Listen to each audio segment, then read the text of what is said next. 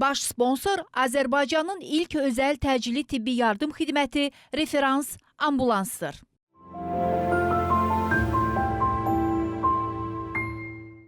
Realın efirində baş həkimin vaxtıdır. Sağlamlığımız üçün bütün qida qruplarının balanslı miqdarda olması vacibdir. Xüsusilə Qurban bayramında qırmızı ət istehlakı çoxalır. Məhz bu səbəbdən bu cür bayramlarda pəhriz olduqca önəmlidir.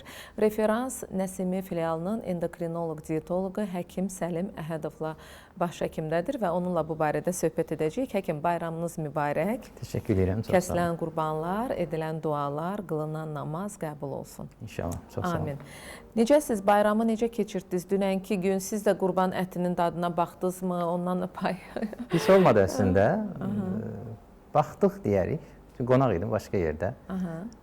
Qurbanlarımızdan biraz payladığımız oldu və onların birində qonaq olduq. Normal keçdi. Allah hamının süfrəsini ruzi bərəkətli etsin. Ümumiyyətlə, bayramlarda deyərdim, amma xüsusilə Qurban bayramı ərəfəsindəyik deyə hələ də bayram tətili günləri davam edir. Əminəm ki, ailələr hamısı bərabərdirlər, bir yerdədirlər və təbii ki, bayram da bizdə qida ilə daha çox bağlıdır. Və buna görə elə Qurban bayramı ilə mən sual vermək istəyirəm ki, Qurban bayramında necə qidalanmalıyıq? Əslində doğru sualdır, doğru mövzuya toxunmusunuz, tam da uyğun seçmişsiniz. Çünki bizim xalqımız əksər hərəkətini, əksər davranışını, əksər sevincini, görüşünü, sevincini, hətta kədərini belə qida ilə ölçür və qida ilə birlikdə eləyir. Xüsusilə bayram günlərində, Ramazan kimi, Qurban kimi, Novruz kimi və ya Yeni il kimi bayramlarda xalqımız qida miqdarına xüsusilə diqqət etmir adətən. Adətən üst-üstə yeyilən yeməklər, bəzən qarışdırılan yeməklər İstər-istəməz müəyyən problemlər səbəb olur. Bəzən qızqırma, bəzən bağırsaq problemi, bəzən qəbizlik, bəzən tərsinə ishal, bəzən çəki artımı, bəzən xüsusilə şəkər xəstələrində şəkər artımı yaşanmasına səbəb olur. Ona görə xəstələrimizə adətən bunu söyləyirik ki, nə olursa olsun, hansı bayram olursa olsun, yediyimiz yemək miqdarlarımızı, yemək porsiyalarımızı qaçırmamaq şərtindən hər şeydən yeyin. İstənilən qurban əti olsun, qovurma olsun və ya digər formada pişirilmiş şeylər olsun, amma həddi keçməyək, yəni lazımı dozunu qaçırmayaq. Yəni Qurban bayramından 3 gün, 5 gün öncə hansı porsiya qidalandıqsa, o porsiya qidalanaq, o zaman ciddi problem olmur. Bayram günlərindən sonra adətən hər kəsin bir-birinə dediyi bayramdan sonra biraz kilo aldım. Bayram günləri, bayramdır da, neynəməliyəm, yedim, içdim, fikir vermədim, indi diyeta. Bizdə belədir də, misal üçün, yəqin ki, bir çox millətlərdə belədir, indi mən bizdən danışıram da. Hər həftənin birinci günündən diyetalar başlayır bizdə, hər ayın birindən artıq fərqli bir qidaya keçirəm, fərqli bir həyat tərzinə, idmanı da buna bağlayanlar var. Bax, istəyirəm biraz bununla bağlı danışaq. Yəni, orqanizm çox sirlidir, orqanizm çox ağıllıdır. Orqanizm nə istədiyini daha yaxşı bilir. Əlbəttə. Yetər ki, sən onu hiss edəsən, sən onu duyasan, sən başqalarını dinləyirsən, başqalarını müzakirə edirsən, hətta dərk edirsən, amma bəzən öz orqanizmini Bəli. Orqanizm nəsli bizə siqnallar gəlir, doğru deyirsiniz. Yəni, susuzluq olarkən susuzluq siqnalı gəlir, azlıq olarkən azlıq siqnalı gəlir. Amma bizdə bəzən insanımızda hər hansı fərqli haldan dolayı, məsələn, üzüntüsü var, kədəri var və ya qəmlənib və ya başqa bir hal yaşayır, heyrəti var və ya hər hansısa bir və sevinci var. Bunlarda adətən insanlar, xüsusilə qadınlarda bu vəziyyəti aradan qaldırmaq və ya bu vəziyyətdə onu sanki belə deyim, qeyd etmək üçün adətən bunu qida ilə qeyd edirlər. Bəzən duyğusal azlıq dediyimiz sırf belə deyim, hissləri yetəri qədər doymadığı üçün o doymamış hisslərini acılıqla, daha doğrusu yeməklə yatışdırmış olur. Ən çox rast gəldiyimiz halın biri budur. Qurban sonrasında və ya belə deyək, bayramlar sonrasında isə bəzi xəstəliklərdə bəli artım olur. Xüsusilə mədə bağırsaq xəstəliklərində, bir də endokrinoloji xəstəliklərdə. Çəkidə daxil.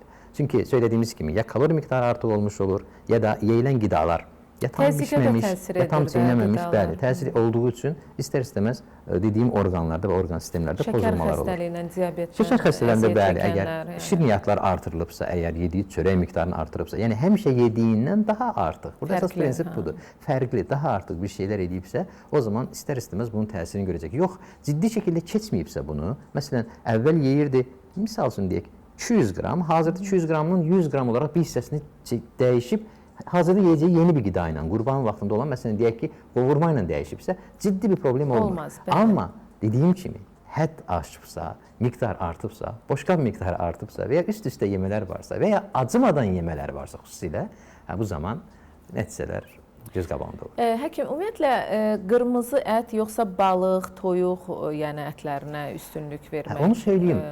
Ümumi prinsip olaraq 40 yaşa qədər insanlara bütün ətlərdən rahat istifadə izin verilir. 40 yaşdan sonra Ümumdünya Səhiyyə Təşkilatının da verdiyi tövsiyələrdə həftədə qırmızı ət miqdarı, ümumiyyətlə həftədə ət miqdarını 1-2 tikəyə endirmək tövsiyə olunur. Cəmi həftə ərzində qəbul olunan, bir tikə dediyimiz bizim orta ölçülü əgər küpdə ölçüdsə, həftədə bir dəfə, bir az da, yəni bir və ya 2 dəfə, hər dəfədə 1 tikə olmaq şərtinə. Əgər bir dəfə 2 tikə yesə, demək həftəlik dozasının 7 artıq. Bu qədər. Söhbət sağlam, normal adamdan gedir amma 40 yaşından sonra. Səbəb nədir? Ət məhsullarının insan orqanizminə verdiyi müəyyən qədər narahatlıqlar var. Məsələn, qocalmada belə ət məhsulları rol oynayır, bunu söyləyim. Bitki tərkibli qidalarla daha bol, daha çox bəslənənlərin ömrü daha uzun olur, qocalmaları daha gec olur, qırışları belə daha gec meydana gəlir, biləsiz. Mən tam heyvan mənşəli məhsulları kəsin demirəm, qətiyyən belə bir şey yox. Amma azaltmaq lazım. Xüsusilə bizim cəmaatımız, Azərbaycan xalqı çox ət yeyən xalqdır. Ət yeməsəm doymaram. Ətsiz günüm olmasın, ət yeməsəm doymaram, ət yemək olmasa evdə yemək yoxdur kimi düşüncələrə malikdir. Bu mövzunu düşünərək söyləyirəm. Amma bu psixoloji faktordur. Bəli, psixoloji faktor əlbəttə. Yoxsa insanlar digər şeylərlə doyur. Və yaxud da digər xalqlar digər qidalarla necə doyur bəs düşünsək. Və gələk qırmızı ağ ətin müqayisəsinə əlbəttə maksimum dərəcədə istər həzminə görə, istər rahatlığına görə, yüngüllüyünə görə, istərsə də zərərinin azlığına görə ağ ətlər daha üstünlük təşkil edir. Əlbəttə balıq ət kimi, quş ətləri, toyuq, hindquşu və digər hətta ov quşları da ola bilər. Bunların ətləri daha gözəldir, daha doğrudur, daha çox istifadə olunması məsləhət görülür. Daha çox dediyim, yenə deyirəm, həftədə 2 dəfəni keçməmək şərti ilə mənasında. Yəni biz demirik ki, hər gün quş əti yeməlisiniz. Yox, yəni də qida rasionunuzda olmalıdır. Amma müqayisədə tərəziyə qoysaq qırmızı və ağ əti, əlbəttə qırmızı ət ağ ətə nisbətən 3-4 dəfə daha az istifadə olunmalıdır. Həkim, bir neçə illər əvvəl bütün diyetoloqlar, elə yerli diyetoloqlardan söhbət gedir. Hər kəs səslənirdi ki, daha çox qırmızı ət yeyin.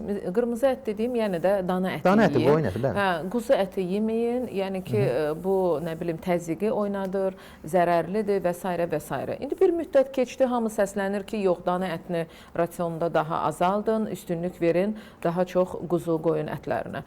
Yəni, bu fikirlər, bilmirəm, bəzən də mənə elə gəlir ki, bax, bugün avokadonu, yəni necə ki deyirlər ki, hər gün bir avokado yiyin, müxtəlif bir videolar qabağımıza çıxır və s. Biz marketdən bəzən avokadonu elə alırıq ki, elə bilirik ki, birdən sabah olmaz, biz neyniyərik də. Amma mənə elə gəlir ki, bir müddət sonra deyəcəklər ki, avokado da zərərlidir, bunu da azaltmaq lazımdır, həftədə bir dəfə yiyin, nə bilim, ayda bir dəfə yiyin. Bəli, qısa söyləyim. Əslində bunlar tendensiyalardır. Fərqli dönəmlərdə, fərqli zamanlarda fərqli tendensiyalar ortaya çıxır. Bəzi dönəmlərdə aralıqlı oruz məsələsi, yağlar da eyni, yağlarla da bağlı. Bəzi dönəmlərdə bəli, kərə yağı yaxşıdır, bəzi dönəmlərdə yaxşı deyil kimi fərqli tendensiya ortaya çıxır. Bu tendensiyanın əksərisi ortaya çıxan, xüsusilə bu cür dəyişkən olanlar əslində elmi tendensiyalar deyil. Yəni elmi tendensiyalar olaraq, yəni elmin qəbul etdiyi bütün demək olar ki, 4 ayaqlı heyvanların ətləri bir-birinə yaxındır. Tərkibi qüvvətlidir, B12-si çoxdur içərisində, ət tərkibi olaraq da güclüdür. Amma müəyyən yaşdan sonra daha az istifadə olmalıdır. İstər dana olsun, istər qoyun, istər quzu, istər keçi və ya at əti olsun. Bəzi zonalar yeyirlər, deyək ki, Orta Asiyadakı soydaşlarımız. Yəni, bu mövzuda ciddi bir problem yoxdur. Kimlərsə nələrisə xüsusi reklam etmək üçün və ya marketinq gedişi olaraq və ya bir gün özünü önə çıxarmaq üçün ki, fərqli fikir söylədim, fərqli fikir söyləyincə istərseniz məşğul olur. Bu cür tendensiyalara getmiş ola bilər. Ay, avokado belə getdi, ay, brokoli belə oldu şəklində. Amma çox ciddi bu mövzuda fərq yoxdur. Bütün qidalar normal qidalardır, hamısı faydalı qidadır. Bəzi xəstə qruplarına bəzi qidaları daha çox məsləhət görə bilərik, bəzi xəstə qruplarına bəzi qidaları daha az məsləhət görə bilərik. Amma bu, qida haqqında olan düşüncələrimizi dəyişdirməz və onlar arasında xüsusi olaraq bu şəkildə, bu pisdir, o yaxşıdır şəkildə bir söyləyəcəyim şey yoxdur. Hətta çörək mövzusu belə bura aiddir. İnsanlar çox zaman çörəyi pisləyir, çörək olmaz falan. Çörək bildiyiniz buğdadan düzəldilmiş bir qidadır. Sadəcə ağ çörək içərisindəki vitaminlər alındığı üçün, liflər alındığı üçün, içərisində mineral və s. Pürüz liflərə görə bağırsağı hərəkət etdirici şeylər olmadığı üçün həm qəbizliyə səbəb olur, həm sürətlə şəkər artırır, həm sürətlə köp verir, həm sürətlə çəki artırır. Amma təndir çörəyi əladır. İstəmirik. Bütün çörəklər əladır. O da ağdır, amma Amma- təndir çörəksiz necə yaşamaq Amma olar? çəkisi olan və ya şəkər olan insanlar miqdarına diqqət etsin. Yoxsa çörək heç yeməsin demirik. Hə, çəkisi həddən artıq çoxdursa, Yox, bacarırsa təbii çörəyi kəssin və ya sıfırlasın və ya günə 1-2 dilimə endirsin. Amma mümkün deyilsə, yenə davam edə bilər. Amma əvvəlkindən daha az miqdarda istifadə edərək. Doğrudanmı hər gün bir yumurta mütləq yeməliyik? Yenə eyni Axı müəyyən prinsiplərdən. vaxtlarda deyirlər ki, müəyyən yaşdan sonra sizə yalnız yumurtanın ağı faydalıdır, sarısı deyil. Məsəl üçün biz körpələrimizə qidanın bir müddəti var da, orada yalnız yumurtanın sarısını supların içində falan Razıyam. əzib veririk. Körpələrdə fərqlidir, ədalət böyüklərdə fərqlidir. Körpələr mən o səviyyədə bilmirəm, amma doğrudur. Körpələrdə tədrici olaraq qidalar Bir müddət, yaxınlaşılır. hə. İlk vaxtda damcı ilə verilir, Bəli, ya bəli, qram bəli. daha kiçik qramajla Bəli. verilir, sonra get-gedə verilir. Müəyyən asan həzm olunan qidalar öncə verilir və ya ilk aylarda verilir, sonraki aylarda daha rahat həzm olunan və ya daha çətin həzm olunan qidalar verilir. Bu öz yerində. Gedək böyüklərə. Heç bir qida haqqında gündə bir alma, gündə bir yumurta yeyilsin, yeyilməsin, ağı olsun, sarısı olsun, bir sarı olsun, qalan ağ olsun və s. və s. kimi cümlələr sayımla bütün variantları ehtiyac Mən yox biraz saymağa. hesablayıcıyam. Hamısı- Çünki mənə deyəndə gündə bir yumurta, mən deyirəm aya 30 yumurta eləyir, mən bunu eləyə bilmərəm. Onlara- Mən hesablayıcıyam Yoxdur, özümdən. yoxdur, elə bir standart yoxdur. Ümumiyyətlə qidalanma üçün xüsusi bir standart yoxdur dünyada. Sadəcə faydalı qidanı yeyin, təmiz olanını yeyin, mövsümü yeyin, qədərində yeyin. Bitki tərkibli olanları heyvan mənşəlilərlə müqayisədə daha artıq yeyin. Yəni qram olaraq ortaya qoysaq və ya həzm olaraq ortaya qoysaq, bitki mənşəli məhsulumuz heyvan mənşəli məhsulumuzdan 3-5 qat daha artıq olmalıdır. Təxmini söyləyirəm bunu, bu standartı yoxdur. Amma bəziləri üçün dəqiq standartlar var. Məsələn, günə ən azı bir qab, bir insan üçün deyirəm, bir qab göyərti, tərəvəz yeyilməsi minimal şərtdir. Bəziləri 2 qab söyləyir. Məsəl üçün istər Azərbaycanda maşallah çox gözəl məkanlarımız var da, yəni restoranlarımız və s. Elə dünyada da. Məsəl üçün hara gedirsən, təbii ki, istəyir özəl gün olsun, istəyir adi bir iş yeməyi olsun, istəyir sadəcə özün üçün yeməyə çıxmısan, fərqi yoxdur. Axşam yeməyidir, günorta yeməyidir, hətta səhər yeməyi də ola bilər. Bütün qidada, yəni menyuda ən sonda desert şərt kimidir də elə bil. Yəni desertsiz Adət kimi oturub. Hə də adətdir də. Yəni birini bir yerə dəvət eləyirsən, necə yedizdirdin, arxasınca desert olmadı. Day bu nə qonaqlıq oldu. Amma şirniyyatın da təbii ki növləri var. Bura daxildir. Xəmirlə olan şirniyyatlar, Şərbətlilər var, xəmirlilər var, dondurma, südlü olanlar var, südlü olan. dondurma var, şokoladlı olanlar var və s. Aha, buyurun. Hə, gələk bunları bölsək, əlbəttə xəmirli və şərbətli olanlar daha ağır sayılır, çəkisi olan və şəkəri olanlar bacardığı qədər istifadə etməsin. Və ya şəkər riski olanlar, vacibdir bir insan şəkər olsun. Amma ailəsində şəkər varsa, anası, atası, belə bilim, qardaşı, bacısı şəkərdirsə, əlbəttə bu insanların şəkər riski yüksəkdir və onlar şəkər olmasalar belə maksimum dərəcədə diqqətli olmalıdırlar. Yəni seçərkən daha rahat, daha xoş, daha yumşaq, məsələn, südlü şirniyyatlar seçmək daha uyğundur. Dondurma mövzuda uyğun variantlardandır. Yağı az olan, İndi də yağlılığı eşitdim az deyirlər, olan dondurma da dondurmalar qaraciyərə çox istifadə olunur. zərərlidir. Yoxdur, elə bir şey yoxdur. Yenə deyirəm, kimlərin isə söylədiyi mövsümə uyğun, özlərini reklam üçün Aydındır. bir tendensiya Siz nə olaraq yaxşı dietoloqsunuz. söyləməyə çalışırlar, amma bu mövzuda məsələlər çox sadədir əslində. İnsanlar bunu çox mürəkkəbləşdirir. İcazənizlə sponsorumuza təşəkkür edim. Daha Əlbəttə. sonra davam edək. Azərbaycanın ilk özəl təcili tibbi yardım xidməti Referans Ambulans 724 hər bir vətəndaşımıza xidmət göstərməkdədir. Ambulans maşınları ən müasir tibbi avadanlıqlarla təchiz olunub. Referans ambulans hava və quru təxliyəsi ilə həyat qurtarmaq üçün saniyələrlə yarışır. Göstərilən xidmətlər təcili tibbi yardım, pediatrik təcili tibbi yardım, pasiyent təxliyəsi, stand-by xidməti istənilən məkanda müşahidə. Ətraflı məlumat Ulduz 003 nömrəsi ilə əlaqə saxlaya bilərsiniz və qeyd edim ki, Referans Nəsimi filialının endokrinoloq dietoloq həkimi Səlim Əhədov baş həkimdədir. Bizim adamdır. Yeyin, için, keyf eləyin. Əla dietoloqdur. Və Reklama gələk gedirik. su, çay növləri, Hoş qəhvələr. Buyurun. Su, çay növləri, qəhvələr. Su, çay növləri və qəhvələr. Yəni də maye qidasına gələk belə Aslında deyək. deyim, bu mövzularda da xüsusi bir Üzümü güldürdünüz. xüsusi Düzdür, mən bir belə yeməyə xüsusi həvəs məhdudiyyət göstərən yoxdur. deyiləm, amma sevinirəm də indi insanlar deyir ki, Təşəkkür edirəm ura, yemək lazımdır. Bu mövzuda xüsusi bir məhdudiyyət yoxdur. Yəni insanlar suyu rahatca içə bilərlər. Standart bir rəqəm bəzən qoyulur, kiloqram başına Ödəm hesabat verir var. bəzi insanlara. Amma insan susadığı qədər içsin. Susamayıb içməsin. Susamağına necə baxa bilər? Bir, ağzının qurumasına görə, iki, dərisinin qurumasına görə, dodağını bəzən yapışa bilər, bəzən dili ilə dodağını isladırsa, artıq düşünsün ki, susuzluq vaxtıdır. Bəlkə unudur, bəlkə başı qarışıb, amma ən az ağzının arasında bir yapışqanlıq istəyirsə, ola bilər. Bundan ola bilər. İkincisi, diqqət edəcəyi şey sidik rəngidir. Sidik rəngi nə qədər açıqdırsa, demək yetəri qədər maye qəbul edir. Nə qədər tündürsə, demək ki, tünd dediyim sarı, tünd sarı və ya narıncıya çalan rəng limonu, demək ki, daha az qəbul edir. Bu ikinci məsələ. Üçüncü verəcəyimiz şeylər çay, kofe. Bizim xalqın biraz çay, kofe mövzusunda xətaları var. Birincisi, yeməyə yaxın vaxtlarda kofe içmək və çay içmək çox məsləhətdir. Onlar qidanın içərisindəki dəmir, kalsium və digər 2 valentli elementlərin sorulmasını azaldır. Ona görə bizim xalqda yemək yeyən kimi xüsusilə çay içənlərdə qan azlığı daha çox rast gəlir. Adətən bu cür insanlar biz söyləyirik ki, 2 saat ara verin, 1 saat ara verin və ya biraz açıq için bunu. Yəni yarı ac qarnına belə deyək də içilməlidir. Çayda, qəhvədə. Bəli. Ya yeməkdən öncə içilməlidir, yarım saat, 1 saat öncə ya da yeməkdən 1 saat, 2 saat sonra daha uyğundur. Kofedə də eyni məsələ uyğundur. Adətən bizim insanımız kofeni ya ləzzət üçün içir, ya da ki, biraz oyanmaq üçün. Qəşəng görünür. Bəli, işdə sanki yuxulamamaq üçün və ya işlərini rahat görmək üçün, aktiv olmaq üçün içir. O da eyni şəkildə içilə bilər. Abartmamaq, yəni dozanı keçməmək, gündə 1-2 fincanı keçməmək, imkan daxilində şəkərli etməmək şərti ilə. Xüsusilə söylədiklərim, nə deyirəm, çəkisi və ya diabeti olanlara aiddir. Digərləri rahat şəkildə şəkərli də içə bilərlər, nə bilim, fərqli şeylərlə də içə bilərlər, meyvə qurlarını da içə bilərlər və s. Hər zaman işləyən xanımları bir kənara qoysaq, hər şeydən ən birinci xəbərdar olan evdar xanımlardır da. Doğru.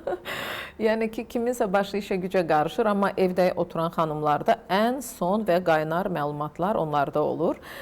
Bir evdar xanımdan aldığım bir məlumat var idi. Elə dünən bu barədə söhbət etdik. Dedi ki, o gün televizorda bir sujet izlədim. Dedilər ki, pomidor və xiyarı bir yerdə yemək olmaz. Hər ikisi faydalıdır, amma onları ayrı yemək lazımdır. Mən də dedim, necə ola bilər? Bizdə çoban salatı, Yunanlarda, nə bilim, Yunan salatı, bütün dünyada, yəni Türkiyədə də salat kimi gedir. Bütün salat növlərinin içində pomidor, xiyar. Tamam, bişirməkdə pomidorun bişmişini daha çox görürük. Nə, yəni xiyarı yoxdur, yəni bişmiş təbii ki. Biz istəyərdim buna da aydınlıq gətirəsiz də. Birincisi, sadə dilinə düşünsək, bəli, xalqımız bunu əvvəldən eləyib. Bu mövzuda heç bir problem yaşamayıb.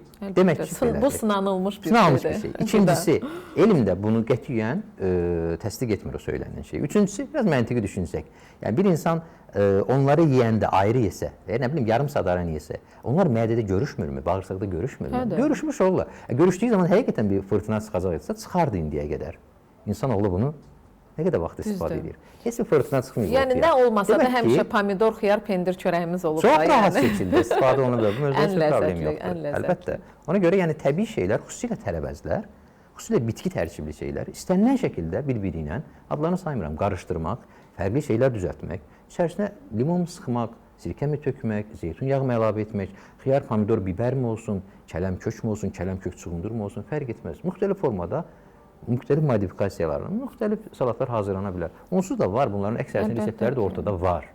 Və bunları istifadə edən insanların hələ ki, kiminsə başına nəsə gəldiyi görülməyib və onsuz da belə bir şey rast gəlsəydi, elm bunu nəzarət altına alıb, o insanların ciddi şəkildə araşdırıb, qanını mı, bağırsağını mı, digər məsələləri mi, dəyərlərini mi, hansı dəyərlər pozulur, bunları bir-birindən eyni vaxtda yeyilsə nələr bədəndə əyri gedir, düzəlmir, metabolizmin hansı hissəsi pozulur, o zaman bunu tapardı və üstərsiniz bunu da ortaya qoyardı. Amma ortada belə bir şey yox. Nə qədər səslənsə də ki, qidalar dərmanlıdır və s. amma düşünürəm ki, bütün bunlara baxmayaraq doğrudan da hər bir qida məhsulunu mövsümündə yemək lazımdır.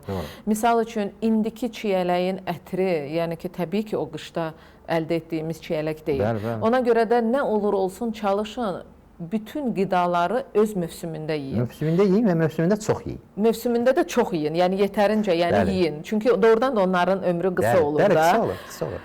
Təşəkkür edirəm həkim gəldiyiniz üçün. Siz əsl bayram əhval-ruhiyyəli bir həkim diyetoloqsunuz. İnşallah, hər şey. Yeyin, için, keyf edin və təbii ki, zarafat bir yana, bayramdır, zarafat olmalıdır. Amma ki, doğrudan da siz orqanizminizi dinləsəz, sizə nə olduğu qidanın, nəyin sizə yaxşı təsir etdiyi qidanı doğrudan da biləcəksiniz və faydasını görəcəksiniz. Sağ olun, sağlam qalın, bayramınız mübarək olsun. Baş sponsor Azərbaycanın ilk özəl təcili tibbi yardım xidməti Referans Ambulansdır.